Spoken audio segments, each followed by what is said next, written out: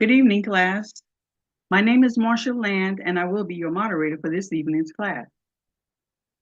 Welcome to another lecture given by the Charlotte, North Carolina Zoom class. This is a school and not a church, and neither are we affiliated with any religious organization. This school is a nonprofit, non-denominational, religious, and scientific research organization dedicated to showing proof of the existence of Yahweh, our Elohim, and the operation of his eternal purpose, pattern, and plan, operating throughout eternity to this present day. This school was established as a result of a divine vision and revelation given to our founder, Dr. Henry Clifford Kinley, in the state of Ohio in the year of 1931. We hold classes in the United States, Canada, and certain other foreign countries. The Charlotte, North Carolina Zoom class was established in August of 2020. In this school, we use the true, correct, and original name and title of the Father, the Word or Son, and the Holy Spirit, which are contained in the original Hebrew text. The true name of our Heavenly Father is Yahweh. It has been improperly substituted by Lord. The true title of the Word or Son is Elohim. It has been improperly substituted by God. The name of the Holy Spirit, manifested in or out of a physical body, is Yahshua. It has been erroneously substituted by Jesus Christ. Lord and God are titles and not names. The Apostle Paul, filled with the Holy Spirit, tells us in 1 Corinthians 8:5 that there are Lords many and Gods many, but we now know that each Lord must have a name, and each God must have a name also. Elohim is a title, but unlike Lord and God, Elohim is a divine title. That means that Elohim is the title that our Creator chose for himself. Jesus is a name, but it is an erroneous name.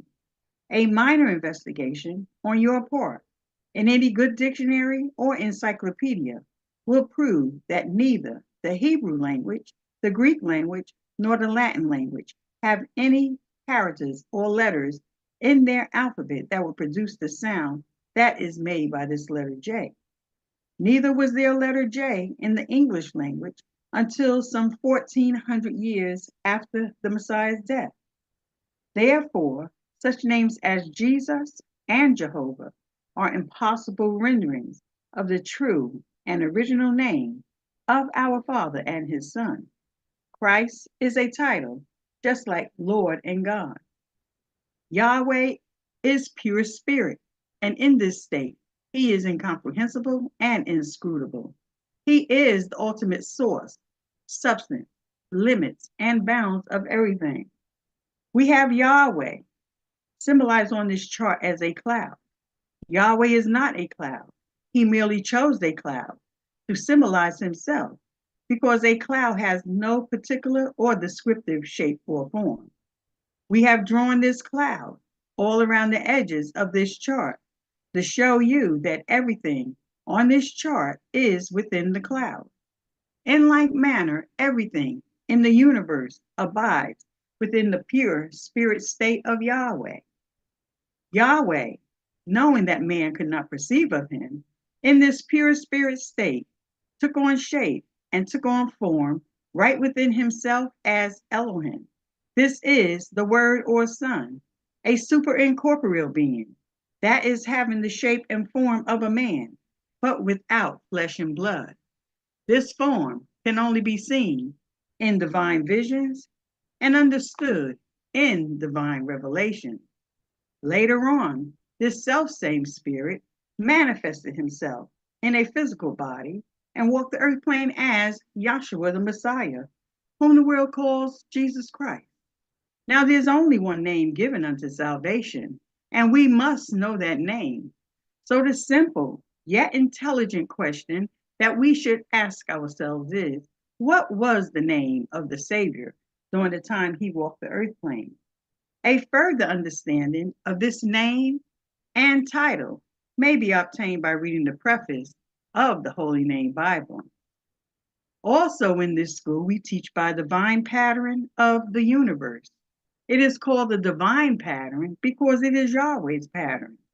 After Yahweh led the children of Israel out of Egypt, he called Moses atop Mount Sinai and showed him this tabernacle pattern in a vision. Yahweh instructed Moses to build one exactly like it in the wilderness of Sinai. The pattern consists of a most holy place, a holy place, and a court roundabout. These three compartments make up the one tabernacle pattern. In this school, we show proof that everything in the universe is made and operates according to the structure and the function of this threefold tabernacle pattern, and that absolutely nothing escapes the pattern. Our primary constitutional objectives and aims of the Bible class are as follows. First, to help you find and know Yahweh, our Elohim, as he really is and actually exists. Second, to form a nucleus of universal brotherhood of humanity in Yahshua the Messiah, without distinction of race or nationality, creed, sex, caste, or color. Third, to investigate the unexplained spirit law or so-called law of nature and the powers latent in man. Fourth, to encourage and promote the study of the scriptures, comparative religions, psychology, philosophy, modern, practical, and occult science.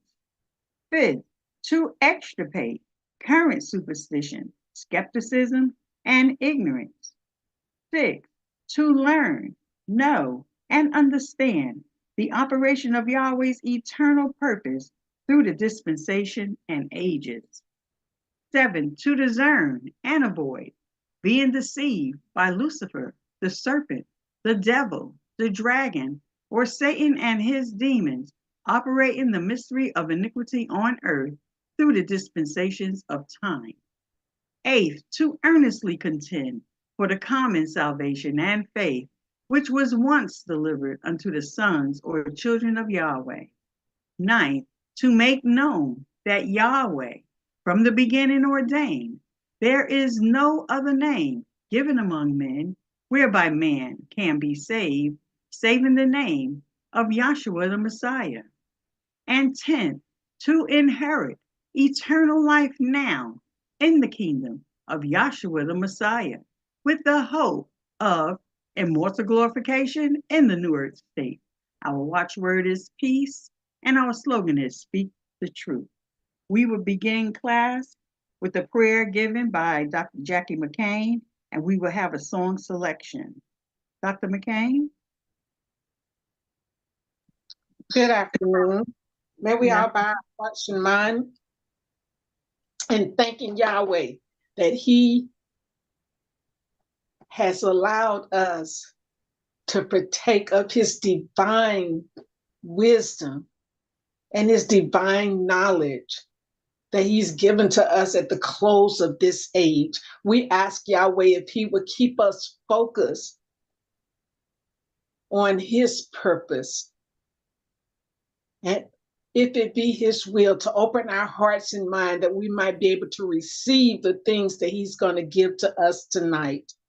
We thank him for the blessings that he has bestowed upon us in the name of Yahshua. Let us all say hallelujah. Hallelujah.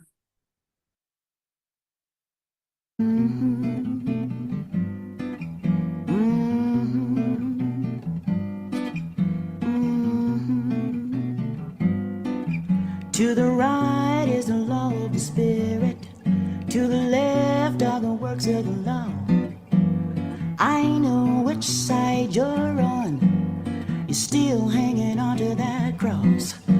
But you gotta know the difference to know where to stand. Worship him in spirit and his purpose and plan. In other words, my friend, you gotta be on his right hand.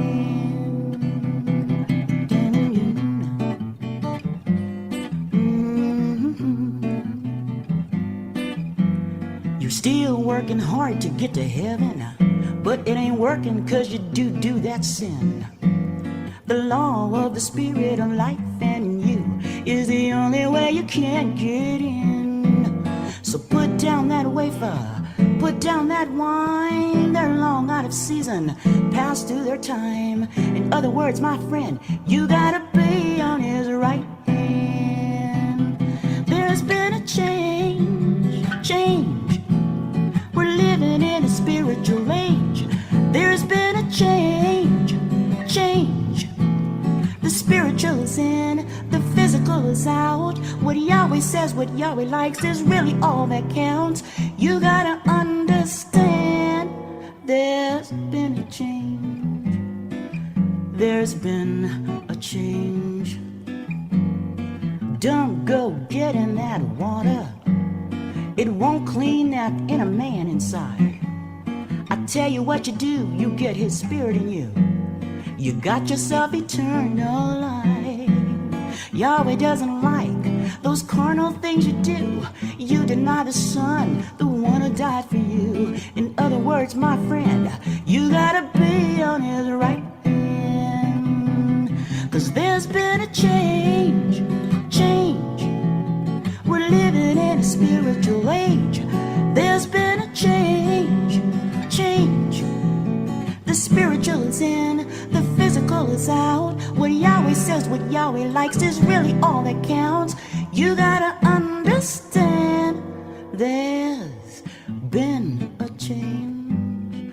There's been a change. There's been a change.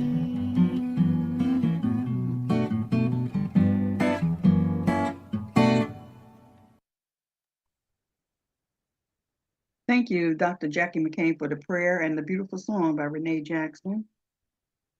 Good evening again, class. Tonight we will be listening to SoundCloud tape number 32 and number 11. Now it is an honor and a pleasure to call on our Dean and Emeritus, Dr. Henry Clifford Kinley. Dr. Kinley. Very much. Now, I don't intend to get through a long time. I want to get out of the way by pretty soon. But since this is respected and regarded as New Year's, I thought it was really indispensable to do it. I tried to dodge it, but I thought it was my indispensable duty to get up here and say, so that you would have some knowledge of first why this school exists. Some of you don't pay attention to what is said or when the aims of this school is raised. And consequently, it becomes necessary to call your attention to them. But now, since there is so much religious confusion in the world today, the Roman Catholic Church is having quite a problem. And I just sit there in that chair and read where the theologians or the hierarchy is afraid to put pressure on this birth control thing. And they're confused, and a lot of dissension is in there about that. The Pope's encyclical on childbirth. And the church part of it has gone underground. And I want to show you one of the things they threw up to it, the Roman Catholic Church. Now they're arguing about birth control. Now a lot of people don't understand what their contention is in regard to birth control. Now, I think I ought to explain it. All right. You see, now you're a medical doctor, Dr. Harris, and when I get through with this, I'm going to ask you to come behind me. See, I'm telling you next now what's going to be next. You see, because now the reason why we want to go at this way is because there is so much superstition, so much ignorance, see, until it is pitiful. And look right at the truth and then just openly and deny it. But now this birth control thing that they have in the Roman Catholic Church is called the rhythm method. Now that's what they approve. And all of the contraceptives, why they say it's wrong to use anything to prevent a child from being born. Now, let me explain that. You know, after you say something, there's always somebody still yet don't know. It means this, that you mustn't have no sex relations. You understand? Unless you want to have a child. See, and that child, you see, that's what they call spacing. You see. Now that means you mustn't indulge in sex, even though you are legitimately and legally married in the Roman Catholic Church. You must not indulge or participate in sex at all unless you want to have a child. See? Then if you do indulge in sex, then you must not take no pills to counteract that conception and birth. Now did I make it clear? You see? Now, there's a whole lot of trouble on that thing. You see? Now, next I want to show you just how stupid it is. See? And how you get yourself in a whole lot of trouble if you don't look at it as both ends. Now, first of all, when a Protestant marries in a Roman Catholic church, somebody that is a Roman Catholic, they want you to take an oath of obligation to raise your offspring in the Roman Catholic Church. That's right. Now that is a negotiation, That's right. see, for the offspring even before conception. Right. You see? That's right. Do you understand? That's it. Now you've got to make that kind of a statement in order to be justified according to Roman Catholic teaching. Now you've understood me thus far enough. See? Now then, that is before, listen now, that's before any contact is made. See? You're not supposed to indulge in sex unless you're married. Now, when you get married in the Roman Catholic Church, before any contact is made between the masculine and feminine sex, see, they negotiate for your child to be raised up in the Roman Catholic Church. Then I'd like to ask you, what is the sense? What sense does it make? You see, for them to come along and talk about using contraceptives. See, they've negotiated for the souls in advance to marry. See? Now let me show you the other part of the folly. See? Now here's the other part of the folly. Why should you negotiate for souls before marriage and contact, and then after you get them in there, then you negotiate, you understand, with them not to use anything at all to prevent childbirth, then turn around and murder 6 million Jews. Now, what the hell kind of stuff is that? Yes, indeed. Any idiot ought to be able to see better than that. That's right. And look at all the millions of people that they have murdered all over the world. That's right. Sure have. Then talking about childbirth. Now that's the other part of it.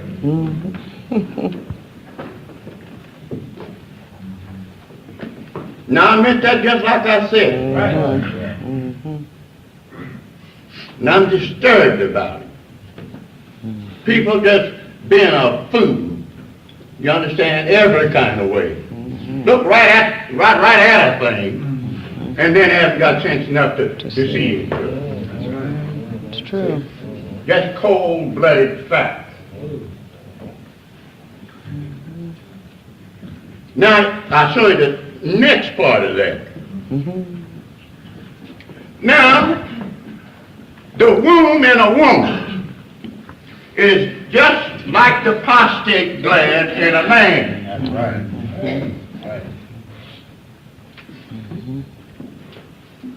Now, since the womb in a woman is just like the prostate gland in a man, now you're talking about using preventives and contraception, you understand? You're against all of that, then he himself, old bastard, has his prostate gland taken out. That's right. It's just like hysterectomy in a woman. That's That's right. right. Removing others. That's right. That's the truth. Then sit at some place and tell somebody else what to do. That's right. That is true. And you're that stupid. Yes. That's right. Yes, sir. Tell the truth. Do you see what I mean? Told you to get right there. See, it's a breakdown. Now that's Roman Catholicism.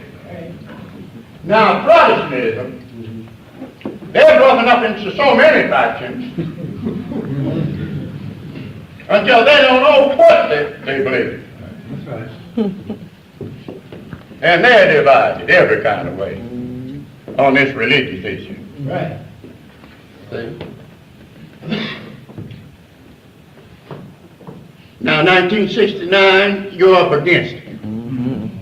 Those of you that want to know the truth and know it just like it is, you've simply got to stop listening to these ignorant folks. Right. See? You've got to do something. This is your soul. Yes. Nobody has no right. Nobody on earth has no right to dictate to you about your soul. That's true. See? And clicks and movements of all kinds, fraternal and ecclesiastical. See? Or group theory is no good.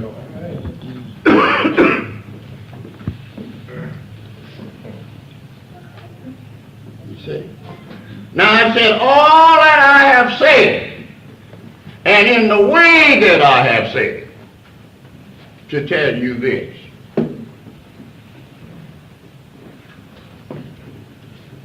And then I'll be through. Now, I did not go to school. I told you them things before. I did not go to school to try to learn nothing from nobody. Never went to no college. Never went to no theological seminary. And look, I want you to know this.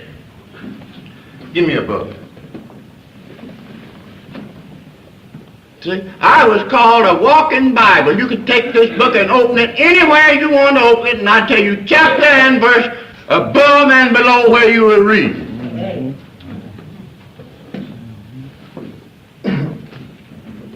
And here one day in 1931, after being assistant pastor in the Church of God, I woke up and found out that I didn't know nothing. Indeed.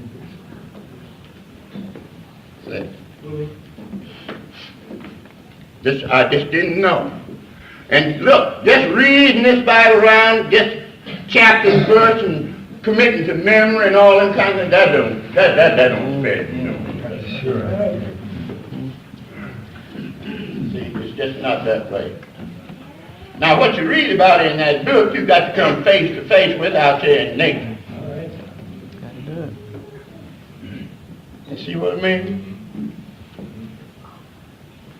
Now, some of you talking about Yahweh or any God. I think I ought to explain that too. See, now Yahweh, well, I'll put it this way, then you catch on better. You see, different tribes of the earth had different gods. You see? And so they were called tribunal gods, like this. Babylon, their god was Moloch. You see? See? And others was Baal. See? Another Baal. See? And another, they used Yahweh, a tribunal God. Do you understand what I'm talking about? Another one, Allah. See? And so forth and so on. See? On down the line. In other words, there were gods many, lords many. But to us that believe there is but one. Right.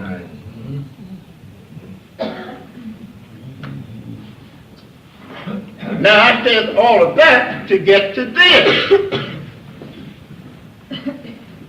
See, that Yahweh is the correct. Now here's why it is correct. Because he chose himself to make himself known to the sons of Jacob and to Abraham. Now that's his choice.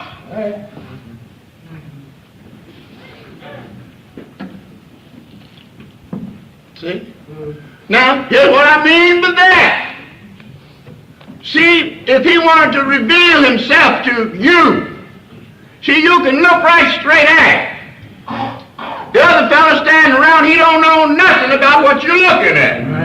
Because he didn't reveal himself to it. So therefore, he's ignorant of it, you understand? And it's debatable with him whether you see me as I am or not. Why? Because he didn't see. Right. How's that, Bishop? Am I doing all right? Folks, now, I don't mean to be mean. I'm just getting down to brass tacks with you. This is 1969. Let's knock this thing off right. See? Yeah. Now, I told you that I did not go to school.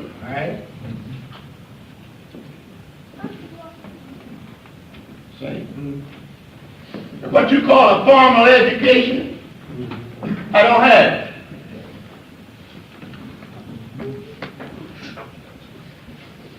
And yet, maybe some of you don't know this. See, I am the founder and the dean of this school.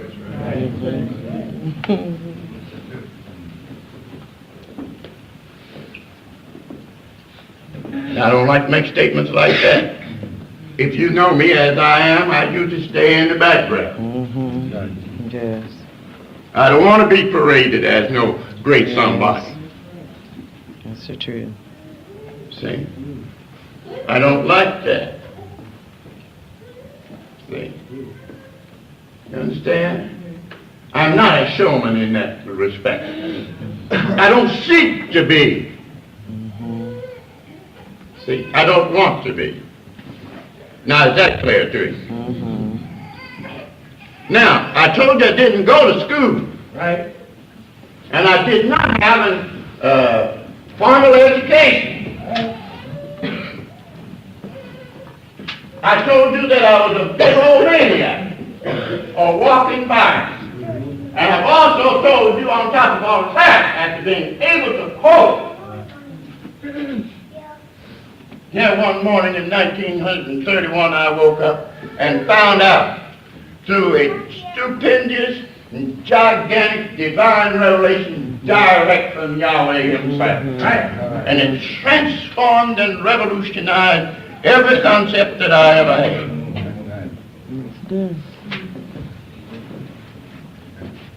And that's why this school come into existence. Now I said I had a vision and a revelation. Now your job is making me prove it. See? Now if I can't prove it, I'm a liar just like the rest of them. Is that fair, folks? Am I being fair with you? Yes, indeed. It's true. I'm not trying to cover up and hide nothing. Now, in order to prove it to you, this is what I was instructed to do. In the revelation and vision that Yahweh gave to me, that I don't have to ask nobody on earth, living or dead. I don't have to ask nobody nothing about it. I know what I'm talking about. I've been able to prove it. And nobody from nowhere has been able to stand up under it. That's the truth. That's the truth. I challenge the world. Yes, sir. That's right. That's right. That's right. And they pin the blue ribbon on too. Yeah. The scientists, That's right. you understand? The philosophers, the theologians, all of them that knows anything about Roman Catholic Church and Protestant churches. See? And all the rest of the heathens have had to stoop. Right? They have. Well, They had to do it. you cannot refute what I tell you about it. See, nobody gets by with it. And I'm not trying to tell you something I had in my head either. I've already told you that wasn't no good. Right? See? Now look, I told you Yahweh give me a vision and a revelation. Right? Did you understand that? Now if he had gave me something that was contrary and different to what you can find out here in the universe, you see, and what you can find written by the others that he reveals himself to, then all of us put together is a lot. But look like you can't find it. That's right.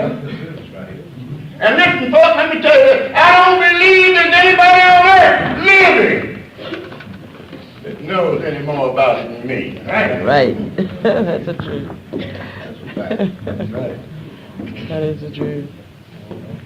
I can do anything. Yes, that's true. With the permission of my Father. That's right. That's the truth. The dead have been raised. I mean, been physically dead. Yeah, that's right. Been raised from the dead. That's true. All kinds of diseases have been healed. In the hospitals and everywhere, doctors stand at attention. That's right. That's the truth. That's true. With the permission of my Father. All over this country. That's the truth. That's right. That is true. Been raised from the dead. And I can tell you what went on before and tell you what's going on in the future. Yes, sir. You can't teach that. That's right.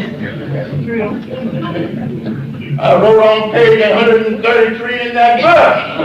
And Pope John, the 23rd, wouldn't live to see June the 6th. 1963. The man died June the 3rd.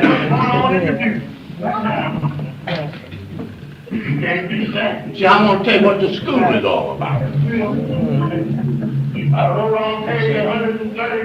Now, my reason for telling you this is on this account. See, I am not against anybody.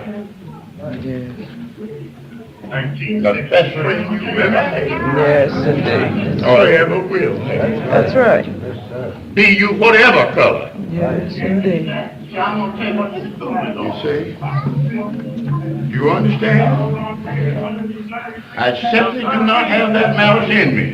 No, he doesn't. That's You the truth. understand? What do you think of Yahweh Elohim, or God, if you want to put it that way, that creates both man and beast and vegetation, and then hate somebody of his own creation? Can't do it.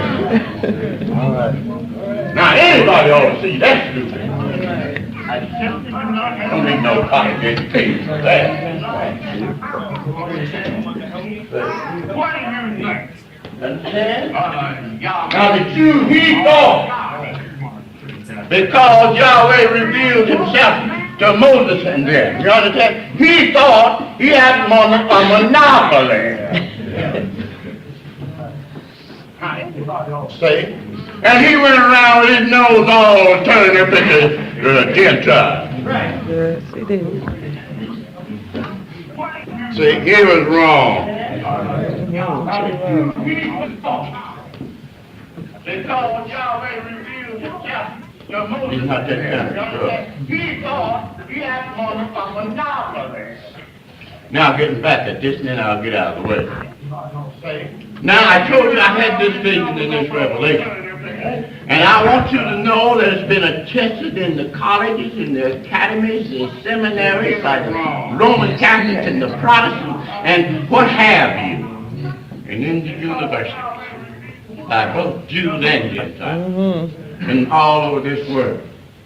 I want you to know that. So you don't come staggering in here and think that this is a bunch of ignoramus idiots. That's right. See, I want you to realize this year where you're coming to. Right. And what you're learning. You understand? Right. Now, listen, to get after revelation now. Right. See? So you can test it. Right. So you can decide within yourself whether I'm lying or telling you the truth. Right. So you can really find out. Yes. And know me surely.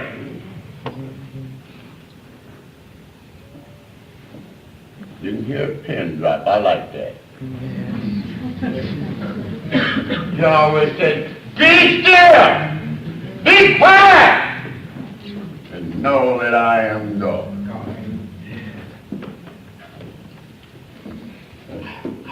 Can't learn nothing. You understand? Looking all around and fumbling with this and fumbling with that. You understand? Jumping up and down, and you can't learn a thing like that. So you've got to meditate. You've got to concentrate. You understand? And when you find out something about the truth, something about the revelation of Yahweh and His purpose, see, it don't make no difference what kind of a something that you belong to. That's right. That's wrong. Just forget it. Right.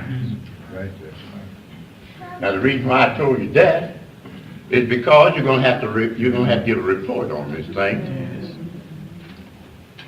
The Apostle Paul said this, as I live,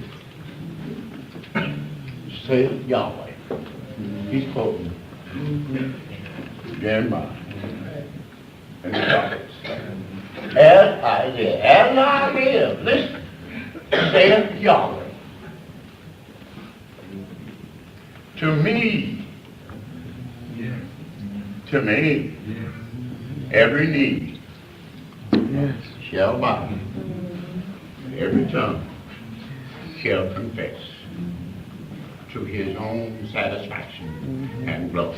Yes. Now you can be as bullheaded and stubborn about it as you want to be, but that's what you're going to have to do. Yes.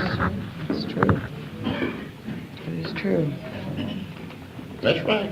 Yes, indeed. You understand now? Not only that, said we shall all appear before the judgment seat. Joshua the Messiah. What for? To give an account for the deeds done while we are at home in the body. Yes. Now the real truth about it is, a lot of us don't even know our own self. We're talking about knowing something about Yahweh or God. Don't even know your own self. Some of you don't know which side hardly your heart's on. Or you understand? That's right, that's right. Don't know nothing. You understand? Then running around talking about our great God of this stellar universe. You say, you don't know where different organs is located in your body. And you got that right with you. See? Now look, folks. Getting at this revelation, they didn't put the big shot up tonight. Of all nights, they should have had it up. See? But most of you have seen it. See, but now look. See, now Moses is not responsible. Moses knew no more about the Yahweh than anybody else. Do you understand? Nobody knew nothing about Yahweh. You understand? Even Abraham, that you hear so much about, he didn't know him by the name of Yahweh. That's right. He didn't know him by that. See, he knew him by the Almighty. What? Provider. He did not know that name. Then somebody said, well, what are you doing way back over here in Genesis and down through there? Moses wrote it, I told you.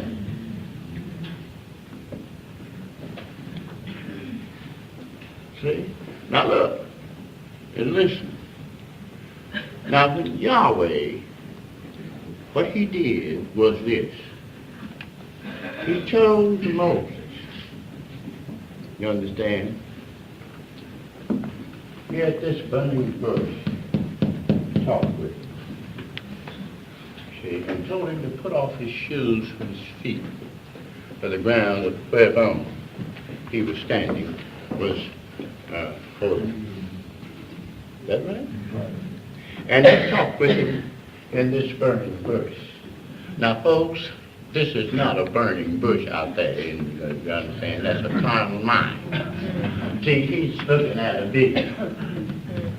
You see? Now, I don't want to go into this whole story. I want to let Dr. Harris go in here and tell you something about it. But now, what I'm trying to show you now is how you can tell whether I had a vision, whether your Bible is right. You see? Now, that's what I'm trying to tell you. And who's lying about this Bible? You see? All right. Now, Moses went down into Egypt and delivered the people out of Egypt. See, then Yahweh called him up in this mountain. You see? And then he showed him in a vision. See? And not only him, the 70 elders here, up here in the mountain. And he manifested himself to him in a vision. Now this is pure spirit here. Nobody could see that. Nobody never has seen Yahweh. See, you can't see spirit. See? Now some idiot comes along, he said, don't tell me just about nothing I can't see. See? You can't see your gizzard. You can't see your heart. You can't see your brain. You can't even see your own self in the face unless you look in the looking glass. Right. Now you see how stupid we can talk?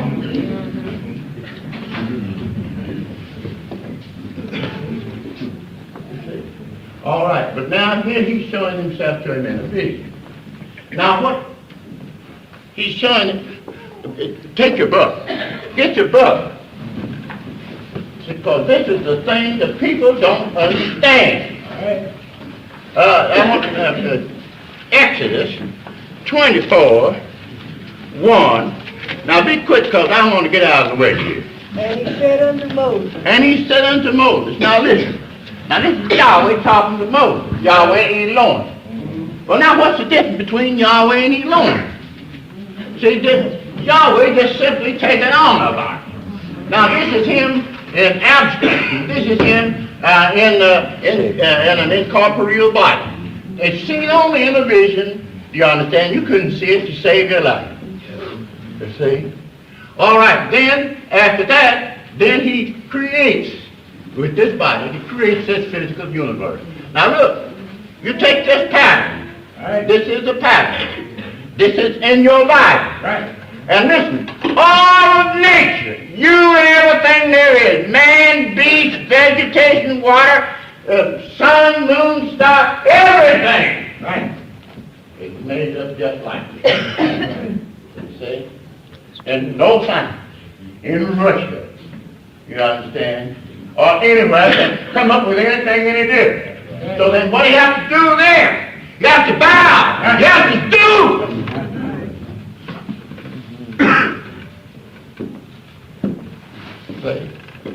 That thing is threefold, right?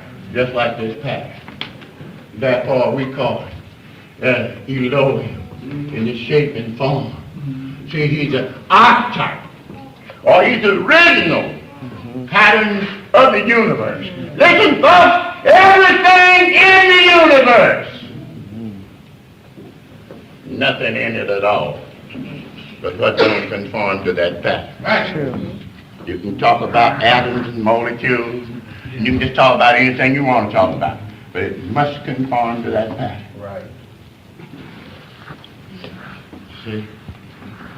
You and everything else. That's right. Now, let's go on. Now then, in that 24th chapter of Matthew, now I want you to see this too. Now the Exodus is before the Genesis.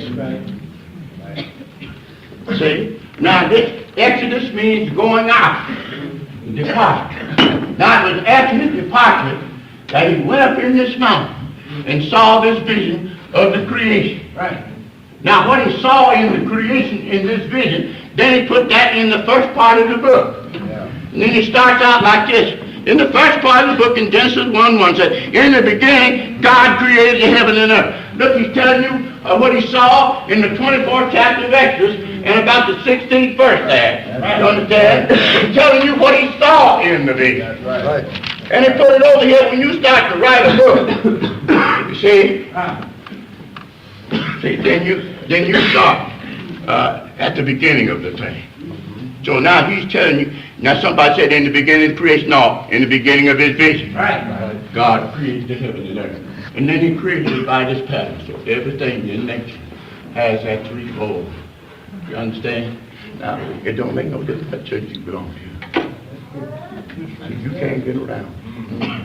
And that's what we portray and showed you on all these charts. We have drawn out here. And we showed you the vision just as it is. Right. And as it comes through the dispensations and the years. You understand? In time. Now I want to tell you something else. This creation did not take place. You see, listen close. It did not take place in days. It took place in the realm of eternity. See, now where you got the days at? See, or in 6 days.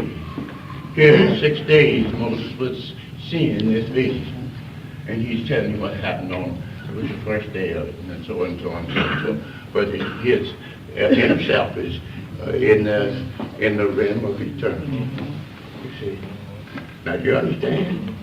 Now, that's the test of every human being, a concept. That's the test. Now, I have drawn it out. I told you I had a vision. I've drawn it out and put it right down. And there has been nobody able to dispute it. Now, look, when you're dealing with this pattern, see, now let me tell you something about the pattern. See, the pattern, this is it here. Right. See, now you have a brazen altar here. See, and then you have the brazen maple. Then you have the door. You see, now on this altar's blood. Next is water. See, next is spirit. See, now look, folks, listen to what I'm saying now. Listen to what I'm saying. Now what you do, you take this clay on back. See, and check it out with the atoms, with the molecules.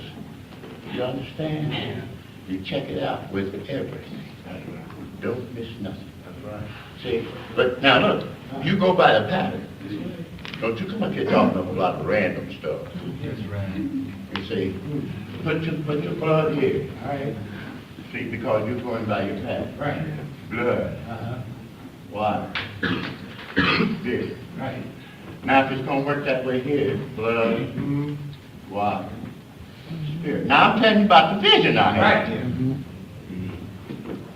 Then you try it this way. Blood, water, spirit.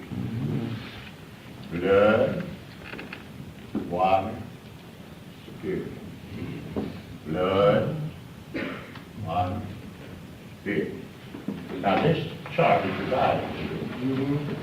This is divided now. So then this would be blood down here, water here, the spirit here. The blood, water, the spirit. Blood, water, the spirit. Blood, water, the spirit. Now somebody says it. I didn't say that. All right, then you want to take it chronologically? You see? Now look what I'm going to say now. Let's use this migratory. This is a pattern too. A migration. Migrate means to go from one place to the other. You see? Now look. You see, it's got to be the same. Now, if Messiah is fulfilled, all of this is back in here. If that's what he's doing. That's what he said he was doing. But Christian doom says no. They say he's institute. You see? Now, watch it mathematically now. And you can always keep it checked like this. See? Now here's Egypt, that's your blood. Here's your water. There's your 40. 40 years, one day, 40 years. Blood, water, 40. Blood, water.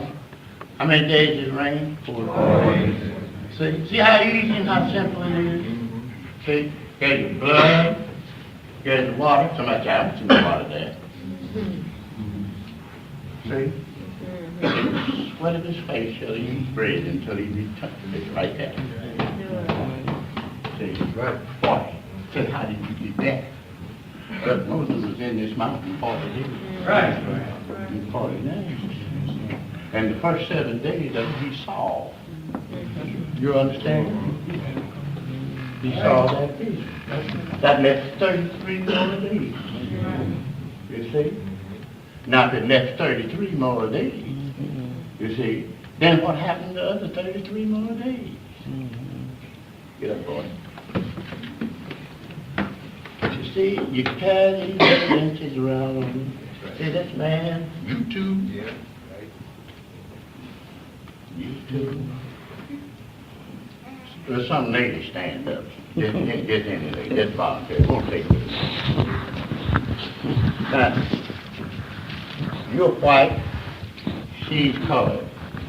You're male, and she's female, right? But she got 33 vertebrae in her spinal column, and so have you. You see? Did you get them 33 days up there? You see? You see? Now, Joshua the Messiah walked around here on earth. How long? 33 years. You got the testimony right here. Thank you very much. You see? See, anywhere you go, don't know which way you start. We're going to practice. Right. See, you can't lie and get by, and you can't say something wonderful down here this way. You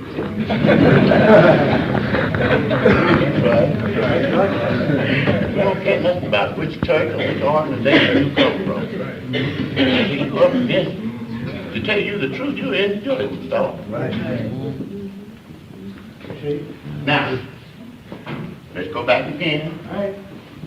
See, I showed you that. Adam. Now, watch it now. You see, if you just understood. See, if you just understood. Now here you see arcs, all kinds of arcs drawn, a whole lot of doors, and first one thing, windows, and is that right? See? Now here you just got one door, and that one, and just one light in there. You see? Blood, water. See, you're going by a pattern. Right. See? See?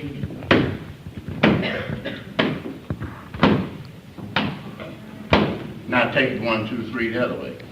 1, 2, 3. Most holy place, out of court. See? Now this is a pattern of heavenly things. You see? Now listen.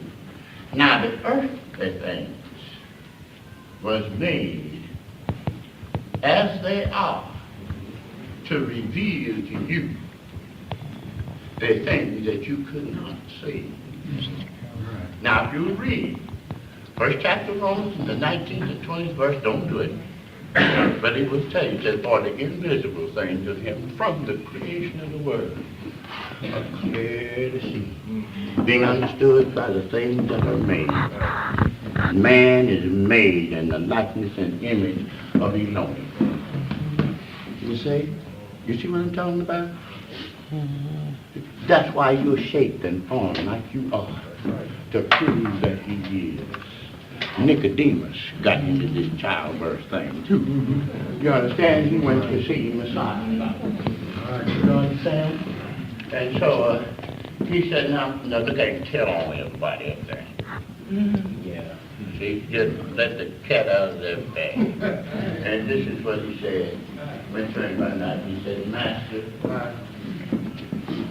we know, we who? What are you talking about? He was one of the 70 of the Sanhedrin Council. Yeah. So we all of us know that you're a teacher come from God. How do you know that? Who told you about it? Said no man can do the miracles that you do except Yahweh be with you. Is that right? See? But now then they wouldn't confess it. Right. Why? For fear of the Jews. You know, somebody is stuck up in some organization. Yeah, that's right. They've been there, all their folks was raised in it. You understand? That can be Roman Catholic or Protestant or fraternal organization or anything. You understand? See? And all the sects and cults and creeds. And superstitions and religious notions. You understand? See? And when they find out the truth, they don't have gall and guts enough. See? Walk out and say, I'm gone. So long. Then what's the matter? Say, I don't believe what you're teaching. You see? Well, it says now, look here. If you were right, why don't you stay here with us and straighten us out? Now listen. Now the devil said that told that story. It's too long. You see what I'm talking about? You see what I'm talking about? You don't think that. You see, you wouldn't accept that. Now I'll tell you what'll happen to you.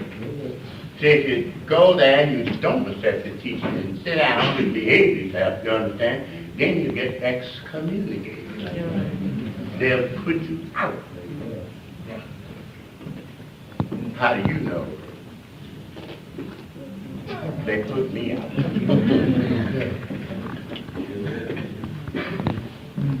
Yes, indeed. Now, do you understand? Do you see how it works? Do you see how it works? Now, look at, watch this one.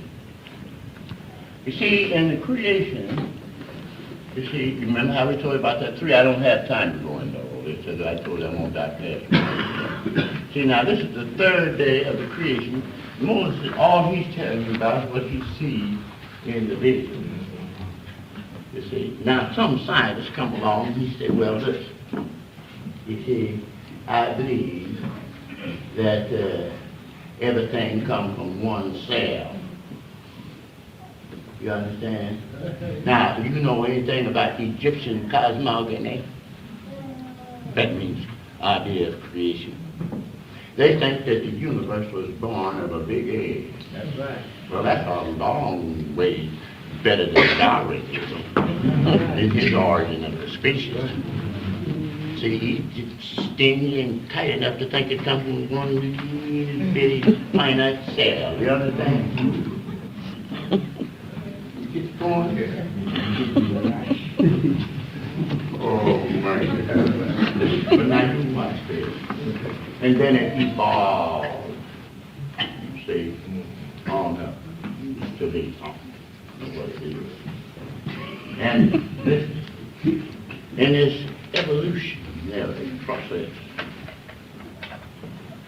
see, it evolved to such great extent that when those astronauts went up in the air, then they looked out over the broad expanse.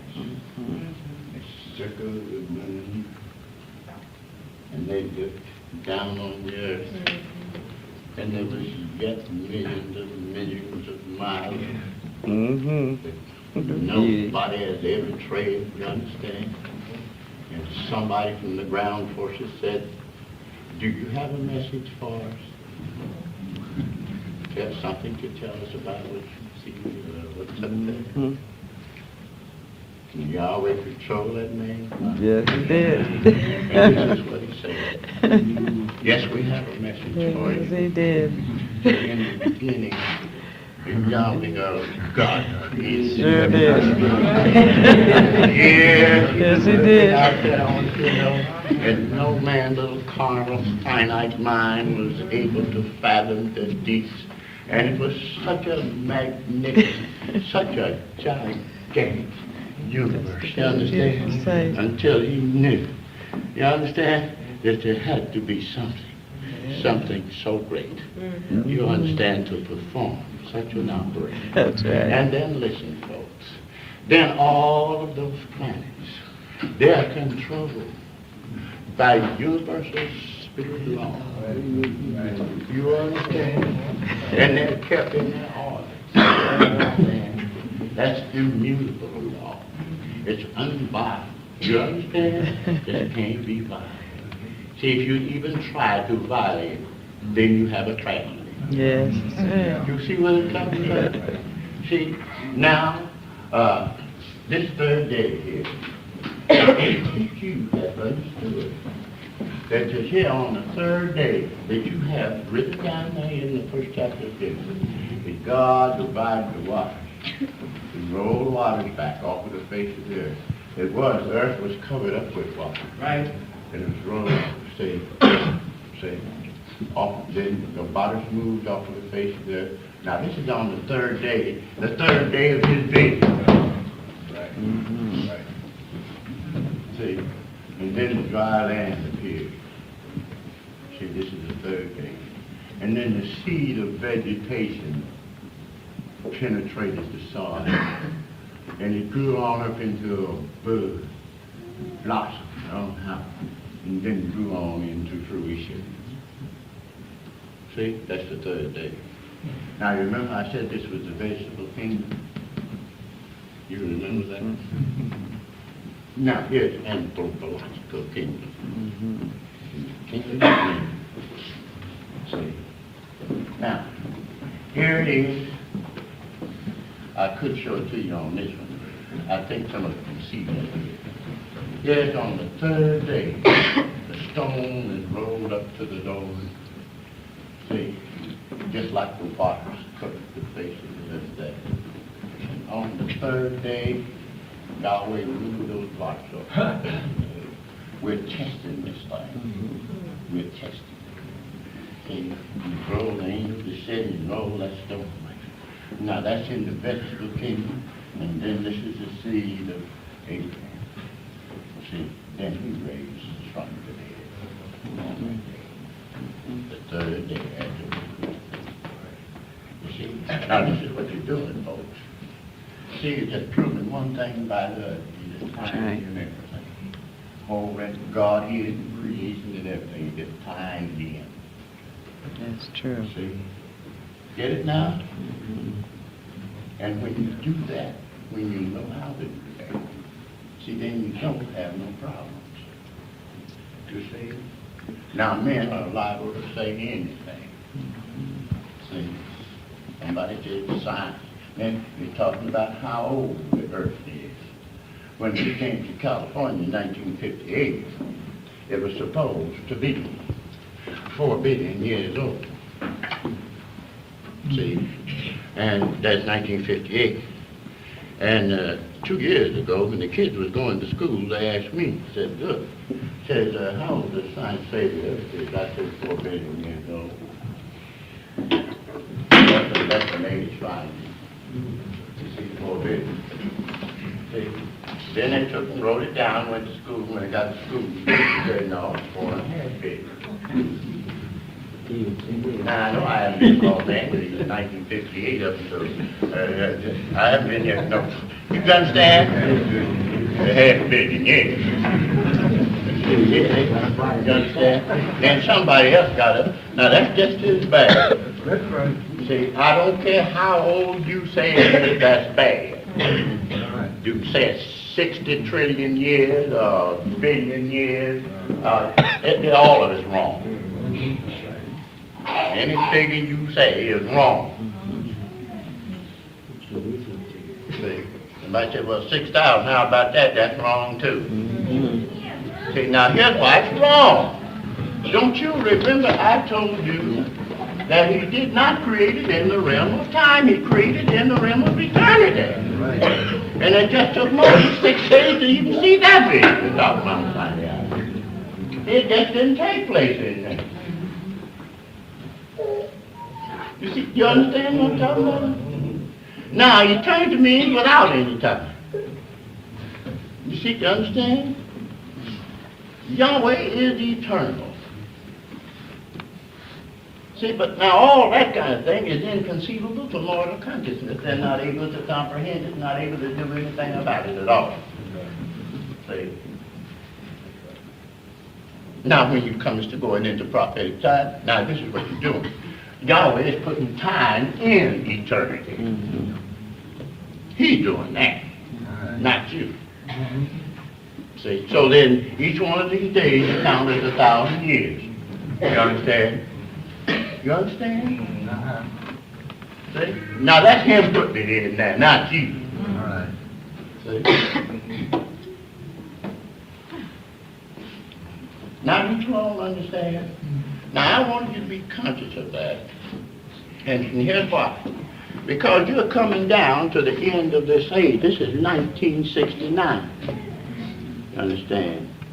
And Yahshua the Messiah said, see, if this age wasn't cut short, there wouldn't be no first age.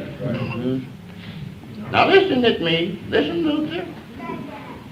You listen? You sure? Now you can look out. I've already told you to begin with. You see where the Roman Catholic Church is?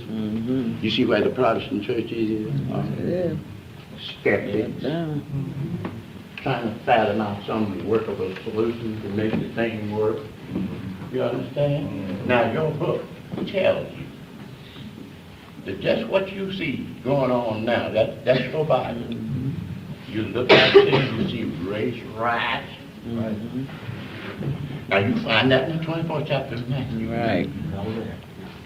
See? Right. You'll find the sea and the waves roaring. Right. You see? You'll find wars and rumors of war. You'll find, listen, nation against nation, Right. kingdom against kingdom, Right. earthquakes in diverse places. See? Men hating one another. Right. Listen, and because of the iniquity that abounds, the love of many wax cold. Now you can look around all over the world and decide for yourself whether it is true or not. You see what I'm talking about? You see what I mean? With the justification. See? Now just like some of them said, well, you know, the Negroes are the underprivileged race. See? Underprivileged, what you talking about? Why don't you wake up? See, he goes around,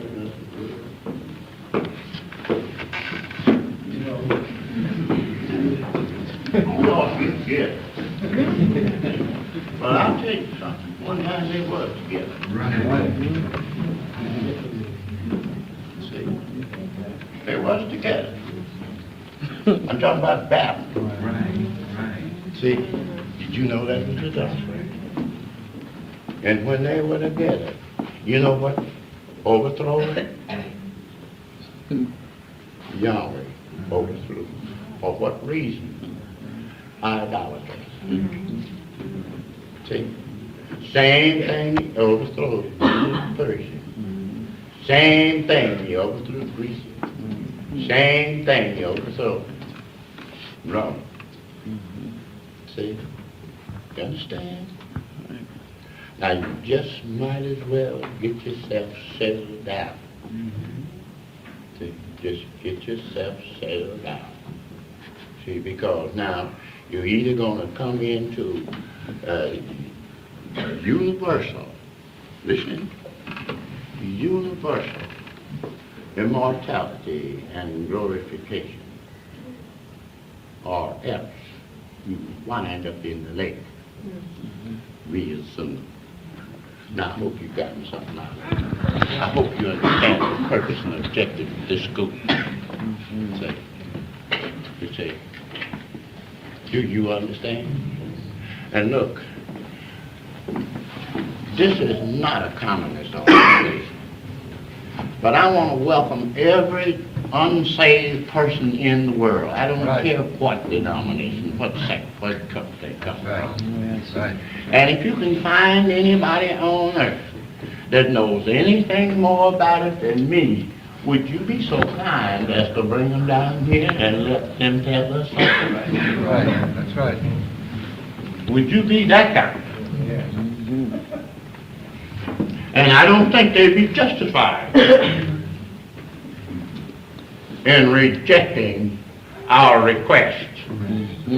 Are you with me in inviting anybody you can think of from anywhere down here to tell us what it's all about if they think we don't know? Please bring them next time you come, or as soon as possible.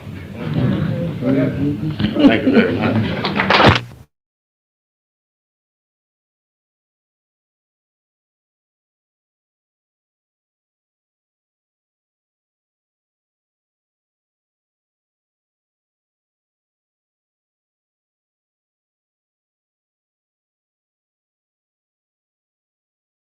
Be here and to testify of the magnitude of Yahweh and the wonderful blessings that he has bestowed upon you as a people. Yes, yes. I didn't choose to get up here tonight of my own volition.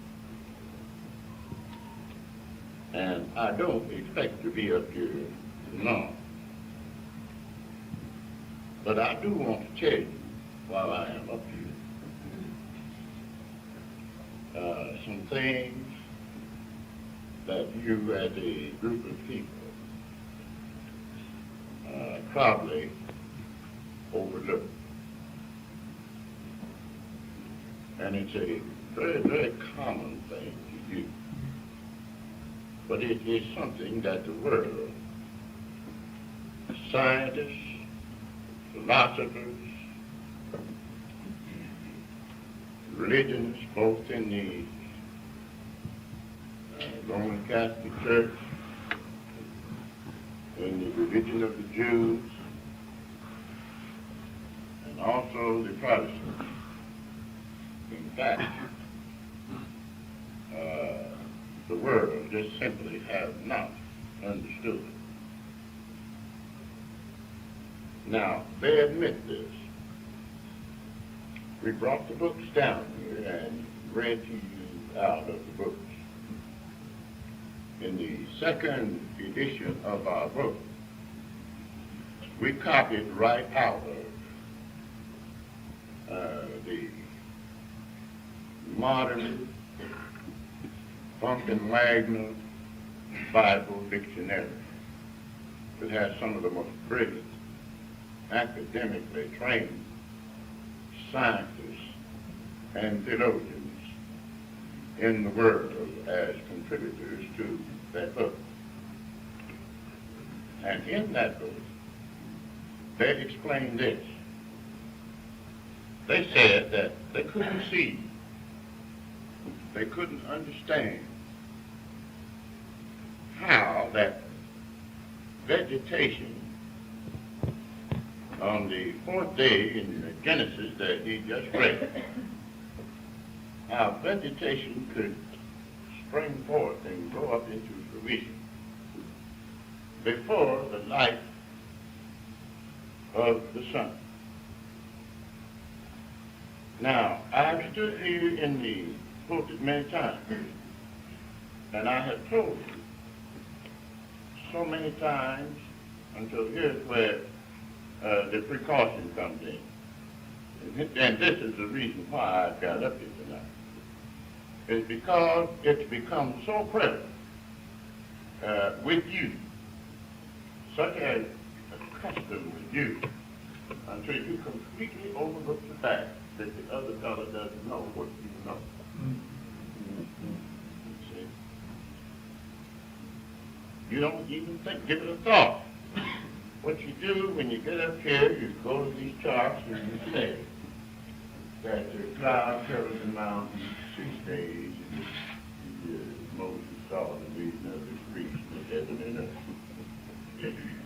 And you go on and you talk about this being the pure spirit without any scripting shape of the form.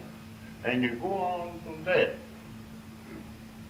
But now, you see, I don't know whether you noticed how Dr. Snellbaker read. Did you notice how you read that book tonight? That's the way it properly should be read. And I want to tell you, no theologian, no scientist, no philosopher in the world, there never has been, and there never will be. In no dispensation in no age. That is past and gone, or that is yet to come. I think I just about covered it right there. That will be able to understand and how to unravel this book that we have, that we call the Bible. Now, there's one more thing I want you to pay attention to and be aware of before I proceed. And that is that this book is sealed with 7 seals. It's sealed. And there was none that was worthy to open the book or to loose the seal, but Yahshua himself.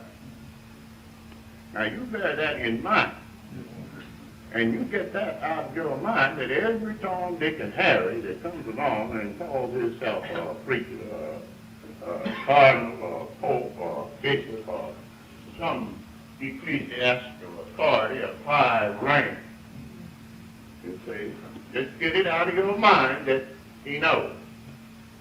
Because he does not know. Right.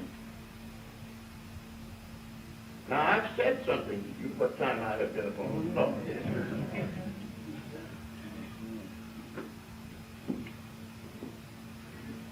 Now, the moderator told you, when he was up here, the moderator. Now, just so you don't get these two men mixed up. The moderator, would you stand up? Now, that's the man I'm talking about, the moderator. Thank you. Now, the man that read the book, would you please stand up? See, so you'll know him again. You see him. Now, he told you that this word, Yahweh, knowing and Yahweh, they say. Now, you don't have that in your Bible that way. Now, this, I do mean in the text. You don't have it in the text, do you? The translators took it out. So then, it has been put back in there. Trainer put it back in that book. Now, Trainer is an Italian Jew of the tribe of Emeritus. And of course, he's the first one that has put it back since the translators took it out. Yahweh. Now, that's the name of the Father, not God. He told you that. See? And Elon is the name of the Father in shape and form. In other words, that's the title. See? And Yahshua is the name of the Father in physical shape and form. In other words, Yahweh is the whole show. That the God is, as you call it, is threefold. God the Father, that's one individual personality. God the Son, that's another individual personality. And God the Holy Spirit, that's another individual personality. It's been taught that way in the Roman Catholic and Protestant churches for many, many years. That's what you call the Trinity. That is wrong. That is incorrect. It's not so. It's not true. Now, I don't want to get on that. What I got up here for, I want to point it out to you. And it centers around what these two men have said. And you can go down, you've heard me say this many times too, you can go down to your library, city library, in any state. New York, Los Angeles, Chicago, anywhere.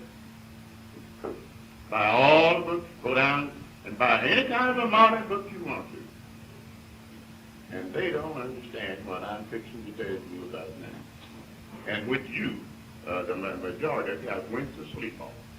And when you get up here on the floor, you're going to have to bring that out and tell, as Dr. Snellbaker did when you read the book. Now, listen. See, when you get up here, would you turn to the first chapter of Genesis? Please do this right quick. I'm in a hurry. I don't want to get out. I don't want to get out of the way and let somebody else read.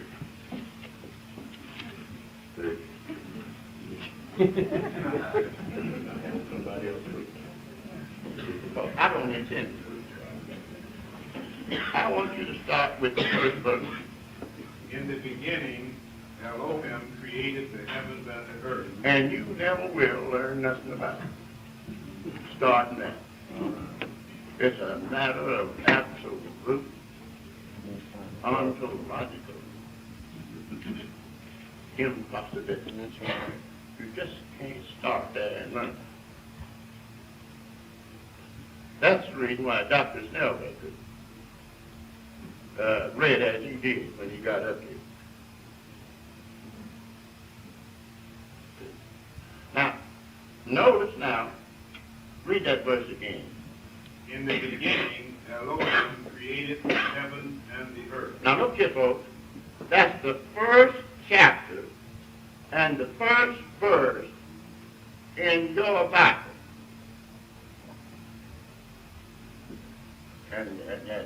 Now that's the first chapter. Now, did you read anything about a cloud being there? No. See, it's just not there for you to read.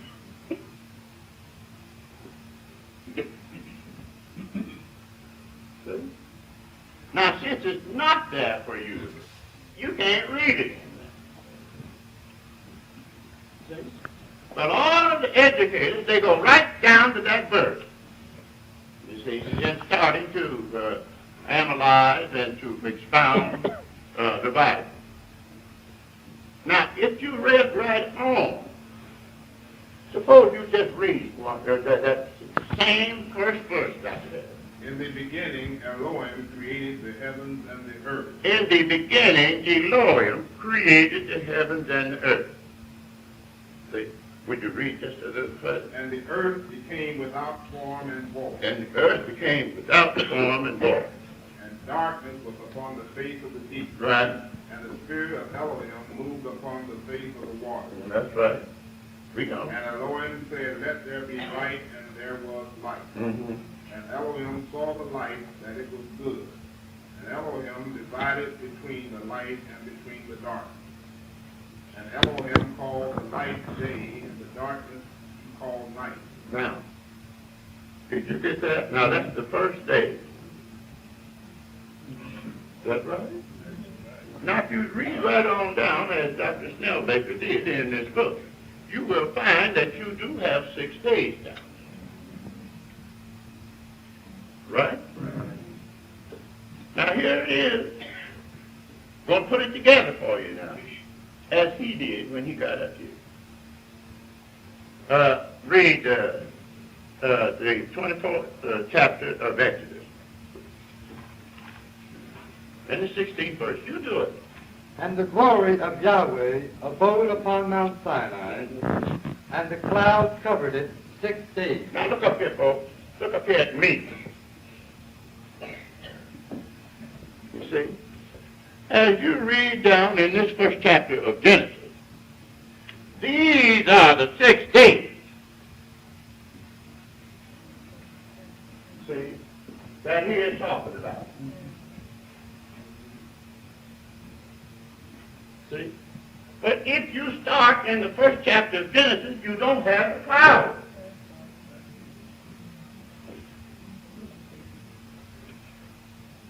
See? Now, there's no possibility of you seeing what it is all about starting in the first chapter of Genesis. It just cannot be done.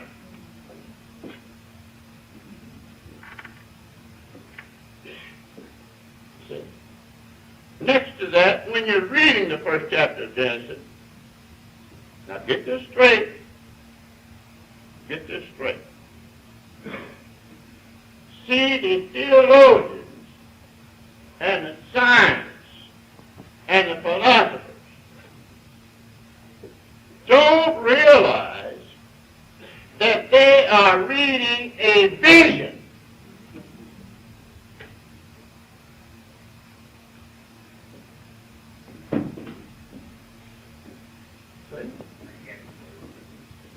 See, they don't realize that. They don't know that. They don't understand that.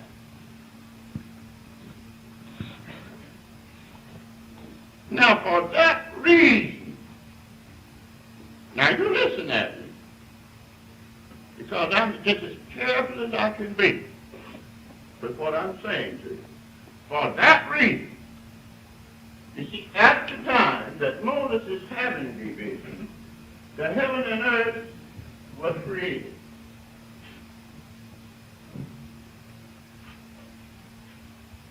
He's way down here. Let me show you from this guy over here. He's way down here. See, now here he is. What this is, you see that top of the chart that where I pointed to the creation of that? Now here it is enlarged. It's enlarged so you can see. Now here it goes on down and shows the streets of that. And this is put in here as a pattern. This is out of place. It's put in here as a pattern or as a guide to take this and this part of the interior of it to show you the guide that everything in the universe, you see, can be analyzed. So now, where it really belongs, where this really belongs, is way down here. Now this is about the place.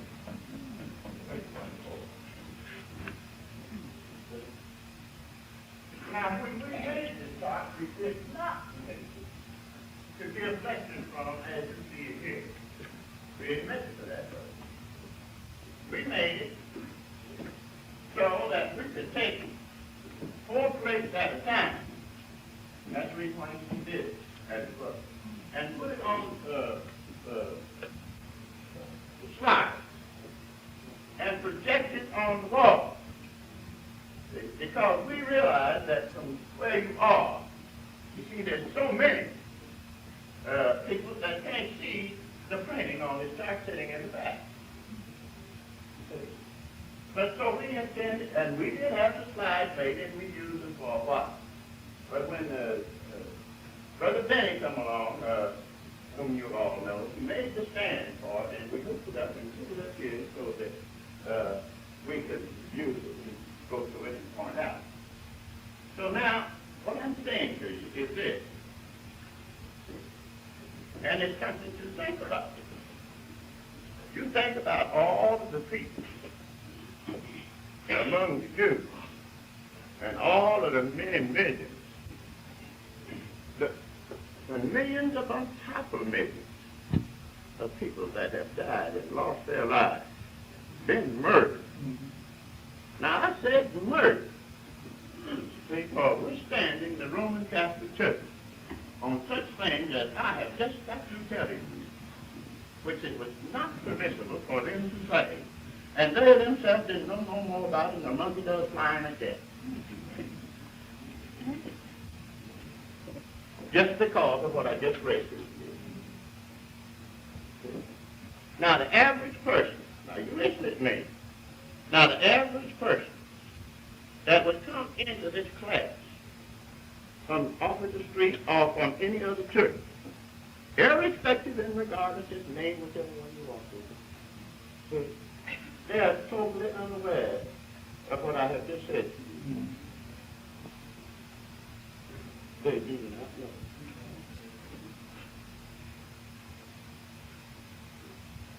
They cannot explain it to you. We brought the books down and took the best authorities there was in the world and sat right up here and read it to you. Now, you see, I know that they don't know. Well, it's an insult to them for me to tell them that I know that they don't know. It's an offense. And to tell the truth about it, if you look at me, I will agree with you that it don't look like I do know. I'll agree with you. But it just don't look that way. See, it don't even look that way to me. So if it don't look that way to me, you know how it would look to somebody else. You see me walk down the street. And just look across the street. You don't have to get acquainted with me. Just look across the street and see I'm black. Now that's that.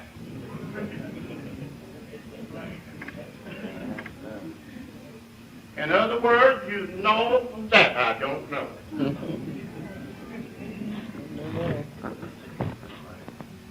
That's right. And then if you go to prying into any of my background, you see, my progenitors and ancestors, and find out who my people are, you see, And none of them have no reputation as being any particular outstanding character. So that's another impossibility. Now, it's all right you to probe back in there, just think you don't probe back too far. Because if you probe back too far, then you're going to find out something about your progenitor. So don't go too far back. Ain't that right?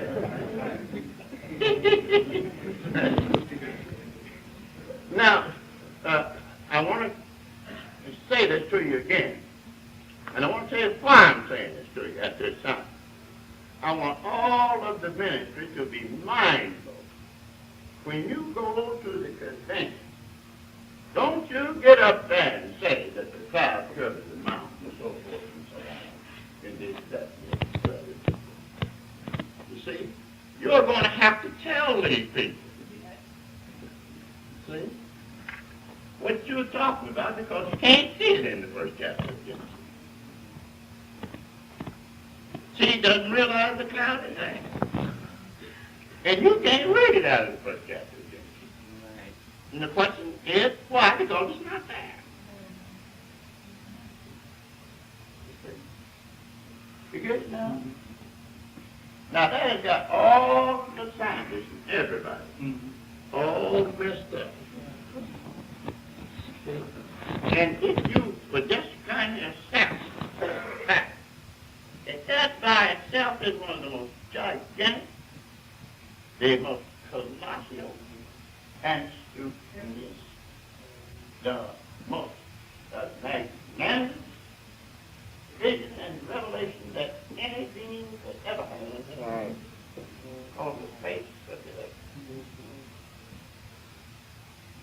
That's right. That puts you out in front of everybody.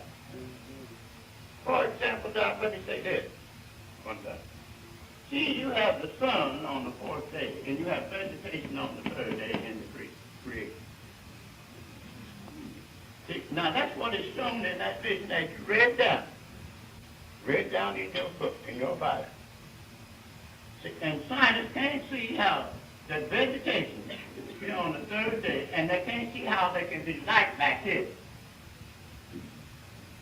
See, what you call cosmic light, you see, before the light of the sun, vegetation.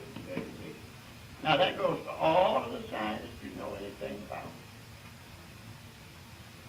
That goes for all the theologians, all the smart men, if you know anything about it. Now that's what I got to say for primarily to tell you tonight. Now, let me say this. Now the sun was before.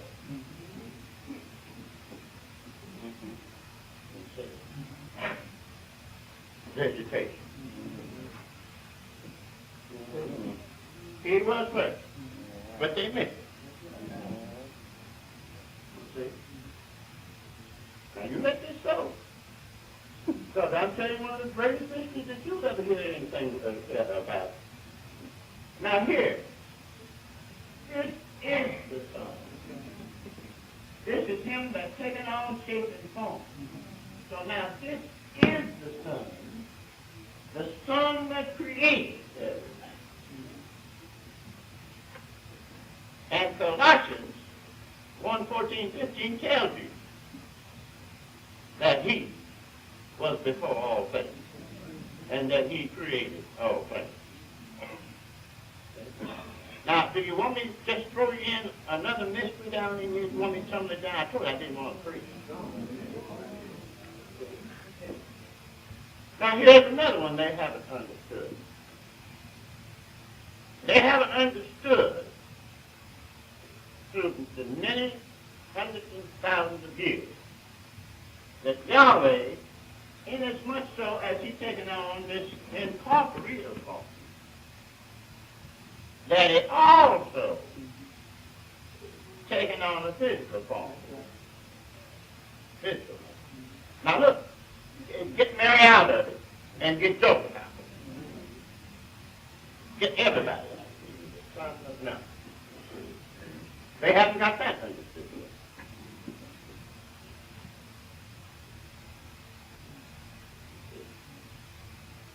And he walked around here in a physical body.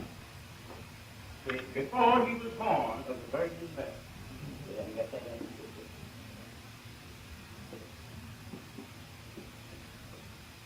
yet. And he was the one that went with Moses up in this mountain and showed him the vision.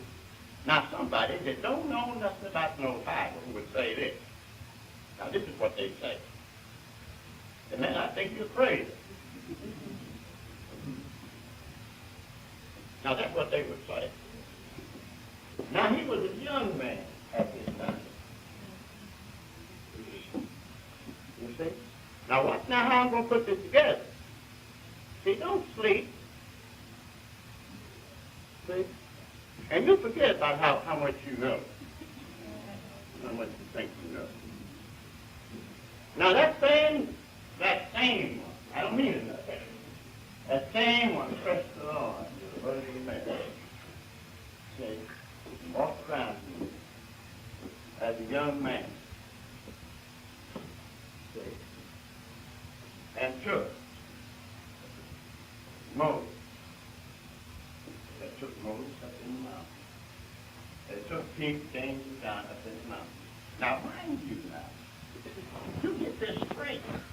Now, this is what you are calling your Luke.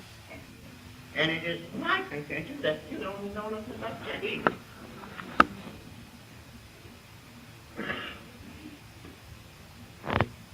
Now, up in that mountain, see, to prove that this is true, I see Moses here and Elohim there.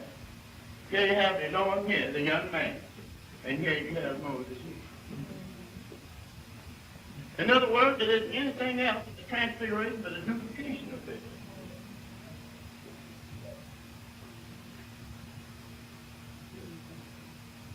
Do you see? Now, listen closely. Now, he told the Jews.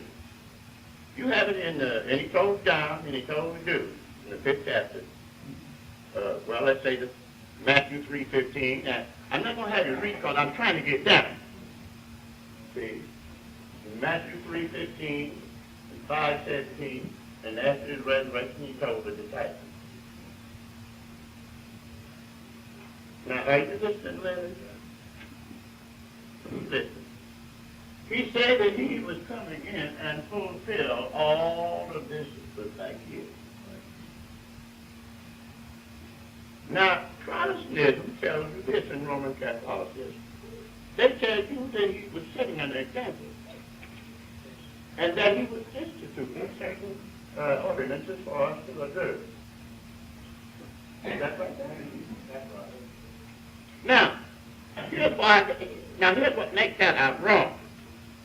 You see, now, if he's going to fulfill this that was back here, see, then he's got to go up here and repeat this whole thing. Yes. See? You see it now? Because it took this that you see here to fulfill this that you see here.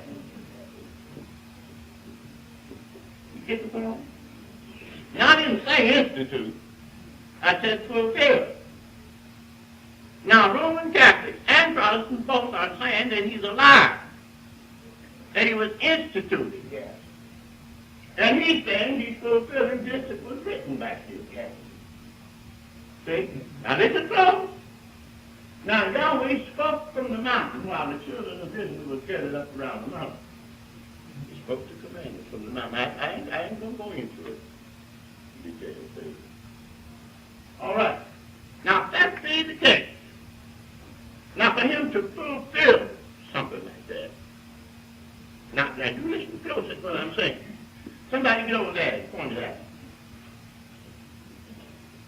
Tell them what place that is. 29. 29. 29. So it's plate 29. That. Now do you see him sitting up there in the mountain? Now that's Matthew 5:17.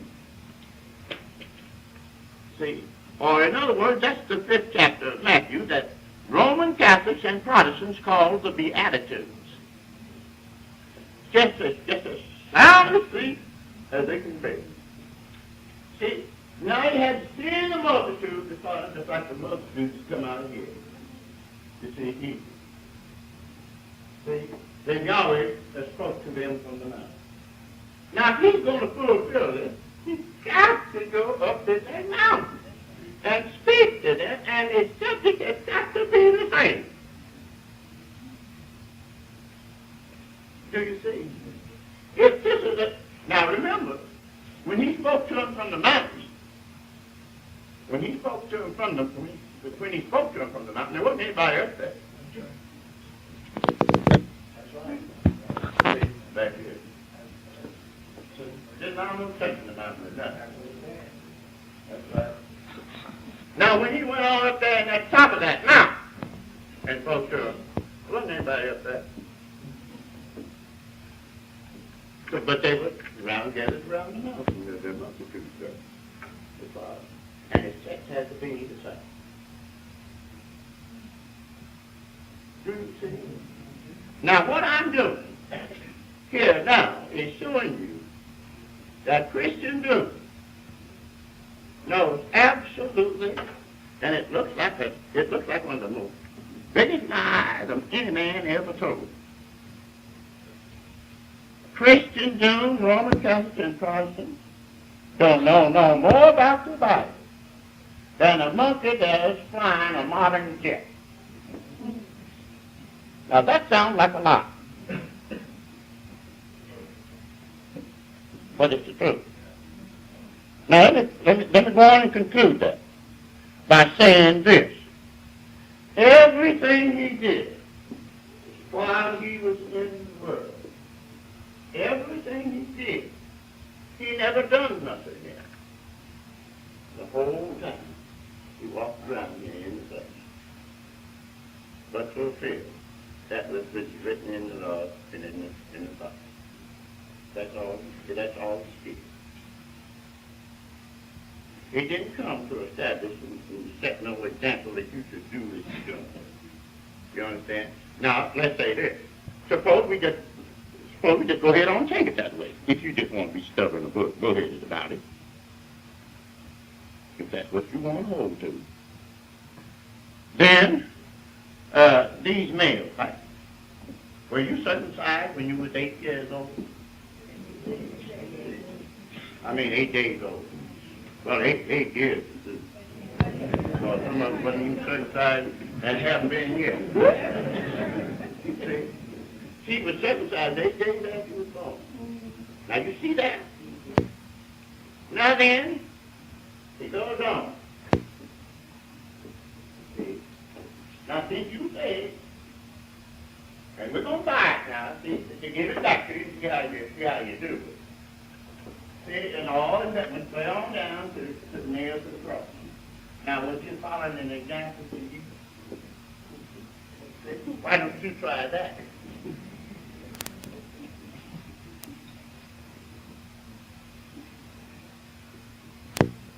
See, if he was doing one thing as an example, he was doing the other. And you're going to follow his footsteps, why don't you try that?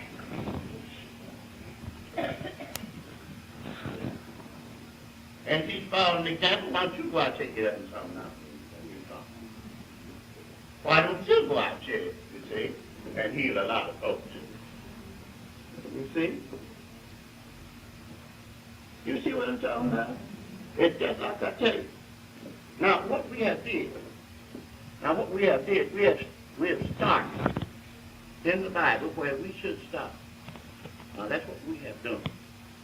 And we have opened this book and let you in on it.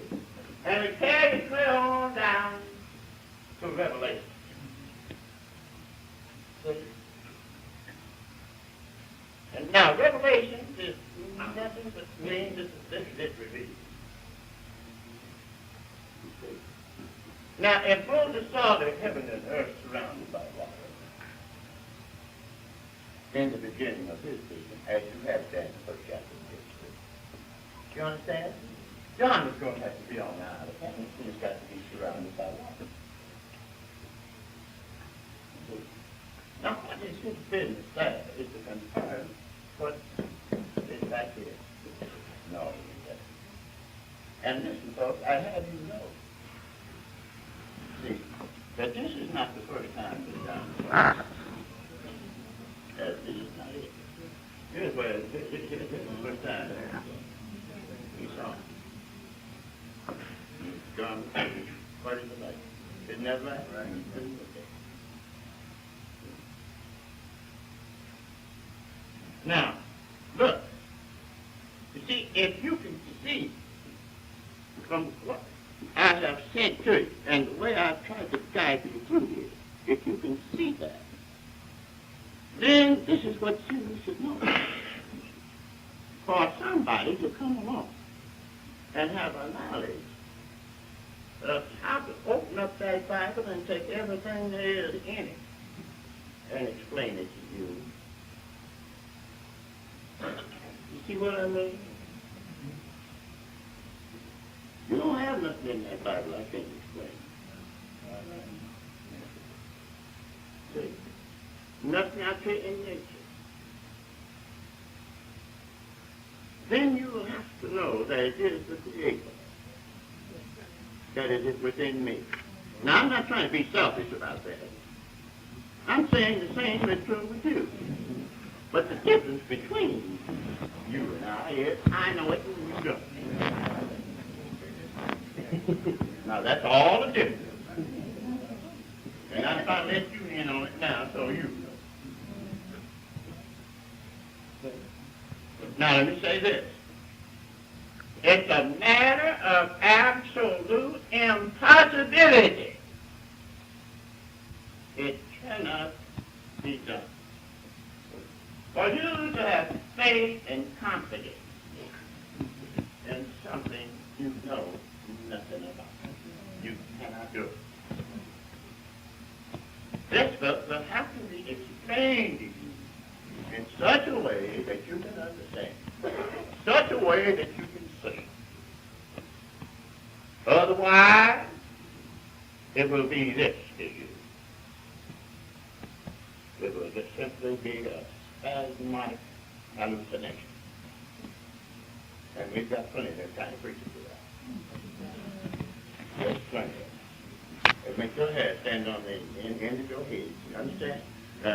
Stand your hair on your head. And you would think this with the ever was a man that knew God. Reverend so-and-so does. You would think that. You'd feel that way about it. Now, I told you, I didn't want to get in, I didn't want to preach my son. But I just thought, since it was so common for our ministers to get up here and go talk about the cloud covering the mountain, you see.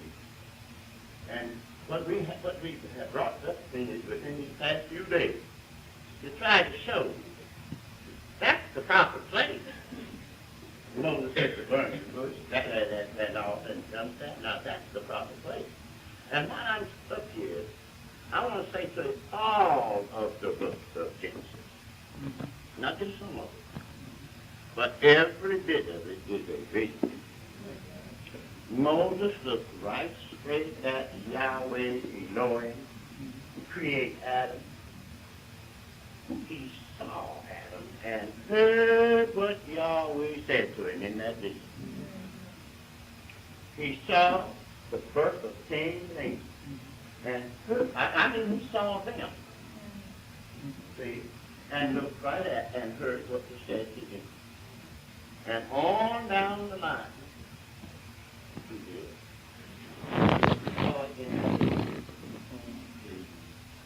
Which you are going to learn something about. We're going to have to mask this and show. See, now this is a creation here. And we'll have to come back to the garden here, mask it, and show it out down there. See? And every creature, see, Moses could call their names, because he saw the name in the book. He saw even his own name. See, this is the word. It's a You see? Oh, children. If you can just sit as I do and understand as I do, that you change the complexion of the soul all the way down. Now, there just isn't anything. And you going out there looking for it. See, it's just not happening. But now, do you all understand my situation? People understand why I got up here. Do you understand my point? You see, that 24th chapter and the 16th verse, it says the cloud covered it 6 days. Then you have to stop right there. And over in the first chapter of Genesis, and then the 6 days, what happened in the cloud in the 6 days. That's nothing. See? Then after he read through the 6 days of creation, did you notice he went back? He went back over and finished that verse out in the 24th chapter of Exodus, finished the 16th verse. Did you notice that when you got it? That's something. Try to get out of the way and come back. Moses went up to this burning bush. Dr. Adams told you about that angel in that bush. Right? Right. And he told Moses to take off his shoes from off his feet. Right? Now here's what I want to tell you. Now this is skipping a whole lot. Now when Joshua took the children of Israel across the river Jordan, see, then there was that angel. That's right. The captain of the guard. That was old Mike with his sword, and he told Moses to take told Joshua to take his shoes off. That's right. See, that's that captain of the guard. Now here's why I brought this up. You see, when he crossed over the river Jordan, that's just like entering into heaven. Okay. Now this messenger here, this angel here, this messenger here, see, represents one angel here, delivering the message. This other one here, you see, as he moved on into Canaan's land, he was Mike with that sword drawn. See? He was the captain of the guard. Now, what did you bring that up for? See? It was Michael that cast them out of heaven. Those satanic spirits or those satanic angels. You understand? So, in the invasion of this Canaan's land, you see, why then it has to be repeated. You see, and so he went on. He was the captain of the guard. See? And so he cast it. That was Mike. Mike was that warring angel, see. Whenever there's something wrong in saying the boss sent Mike down there, see, as he did in the case of David here, the David number is. I don't know, I told that. But now, there's one more thing I want to mention to you. Because I am afraid, I wouldn't dare let this class out here without telling you about this. Now, this incident happened yesterday. At the International Labor Organization in Geneva, Switzerland. And you saw it on the TV that Pope Paul. Now, that is the headquarters of the World Council of Churches. Now you listen and take this one home with you, and it'll help you. And try to give you a little out of where you stand at, see? You remember in the 18th chapter of Revelation, Yahweh was saying to his people, come out of that, that you be not partaker of her sins and receive of her plague. Right? Now, see what Babylon is doing, that confusion is taking us all in carnal ordinances and all, you see. Understand? Now, here's what I want to say to you. Pope John, the 23rd, said that he was going to clean up the inside of the Roman Catholic Church and invite the Protestants back in. See? Now don't start no argument with me and say, I don't believe that, because see, we have brought all this stuff down there and read it to you. They're going to raise the windows and let them fresh air in. Is that right? See? Now here's Pope Paul yesterday. Or the World Council of Churches. See? And this is what he said. He said he was not ready to join the World Council of Churches. people go. I ain't ready. Not yet. Did you get that? The full impulse of that? Now, I thought I should say that to you, so that you would be wise enough to see just exactly what it was all about. See? Understand? Harden his heart. Understand? Let him go. I ain't ready. Now, that's what Paul said yesterday. But they wasn't ready now. Now, the thing was just exactly how in parts before. See, the Roman Catholic Church was supposed to be cleaning up so the Protestants could come in. But now here he's saying he ain't ready to come into them. You see, they don't know what they done. Let's go home.